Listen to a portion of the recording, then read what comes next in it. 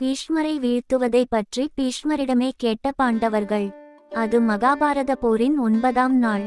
பீஷ்மர் சர்வதோபத்ர வியூகம் வகுத்தார். பாண்டவர்களும் அதற்கேற்ப திரிசூல வியூகம் வகுத்தனர். திரிசூலத்தின் மும்முனைகளிலும் பாண்டவர்களின் சிறந்த வீரர்களான அர்ஜுனன், திருஷ்டத்யுமன், பீமன் என்ற முறையே நின்றனர். தருமர், அபிமன்யு மற்றும் திரௌபதியின் 5 புத்திரர்களும் உப்பக்கம் நின்று தருமரை காத்தனர். நகுல, சகாதேவ சகோதரர்கள் பின்புற சுவராக நின்றனர். திருஷ்டத்யுமனால் மிகவும் நேர்த்தியாக அமைக்கப்பட்ட வியூகம் அது. பீஷ்மருக்கு எதிராக சரியான நேரத்தில் சரியான நபர்களுடன் அமைக்கப்பட்ட வியூகம். திருஷ்டத்யுமன் போர் வியூகம் வகுப்பதில் பீஷ்மருக்கு இணையானவன் என்பதை மீண்டும் ஒரு முறை நிரூபித்தான். கிருஷ்ணர் அர்ஜுனன் இருக்கும் போது திருஷ்டத்யுமனை படை தளபதியாக அறிவித்ததின் காரணத்தை தருமர் இப்போது அறிந்திருந்தார். அபிமன்யுவிற்கும் அலம்பசனுக்கும் பெரும்போர் நடந்தது. மாயாவியான அலம்பசனின் அனைத்து மாயங்களும் அபிமன்யுவிடம் தோற்றது. அவனோ மாயப்போர் புரிந்தான். எங்கும் இருள் சூழும்படி அம்பு மழை பொழிந்தான்.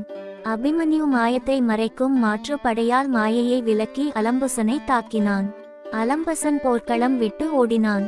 துரியோதனின் நம்பிக்கை பெற்ற மயாவியான அலம்பசன் தனது தேரினை இழந்து போர்க்களத்தை விட்டு ஓடினான். அபிமன்யு மீண்டும் தன்னை நிரூபித்தான். அன்றைய போரில் அபிமன்யு கௌரவ சகோதரர்களில் மேலும் 3 கொன்றான். அர்ஜுனனின் பிம்பமாகவே காட்சியளித்தான் அபிமன்யு.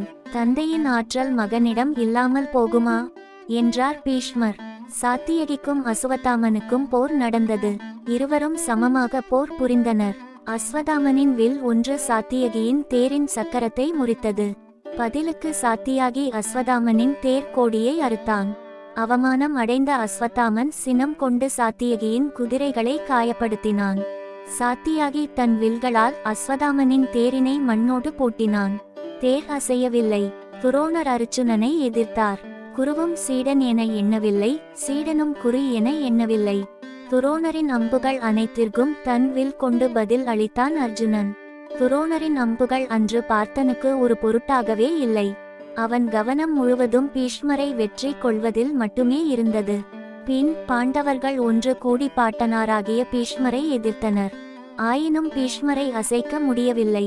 பீஷ்மரை எதிர்த்த பாண்டவர்களை விரட்டியடிக்க துச்சாதனனை துரியோதனன் அனுப்பினான். அன்று பாண்டவர் படையில் கடும் சேதத்தை பீஷ்மர் விளைவித்தார்.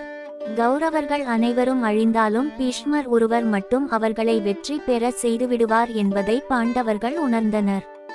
சூரியன் சாய அன்றைய போர் முடிந்தது. அன்று இரவு பாண்டவர்கள் கண்ணனை வணங்கினர். இதுவரை நடைபெற்ற போரில் பீஷ்மரை வெல்ல முடியவில்லையே என்ற கவலையை வெளியிட்டனர். நீண்ட யோசனைக்கு பின் அவரை வெல்வது குறித்து அவரையே கேட்க முடிவெடுத்தனர். பின் பீஷ்மர் இருக்குமிடம் சென்று வணங்கினர். பீஷ்மர் அனைவரையும் அன்புடன் தழுவிக்கொண்டார். பின் அர்ஜுனன், பிதாமகரே, போர் தொடக்கத்திற்கு முன் உங்களுக்கு வெற்றி கிடைக்கட்டும் என வாழ்த்தினீர்கள். தங்களை வென்றால்தானே எங்களுக்கு வெற்றி, தங்களை தோற்கடிப்பது எப்படி என்றான். அதற்கு பீஷ்மர், நான் போரில் புறமுதுகு காட்டி ஓடுபவரோடோ ஆயுதம் இல்லாதவரோடோ பெண்ணோடோ பேட்டியனிகளிடமோ போரிட மாட்டேன்.